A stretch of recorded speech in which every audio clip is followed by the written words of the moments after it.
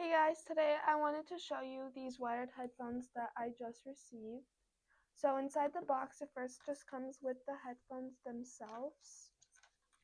Then it comes with a Velcro bag, which is nice for traveling and bringing it around.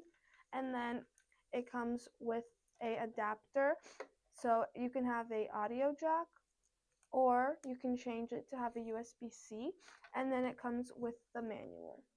Okay, so the headphones themselves first just come with the audio jack, which you can plug into computers just like this.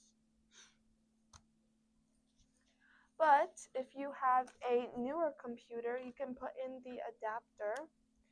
So now you can have a USB-C, which also works for phones, tablets, other devices, and just like that, they are now connected. Okay, so the headphones themselves comes with adjustable straps with different levels on each side. It also comes with soft cushioning, which is super comfortable.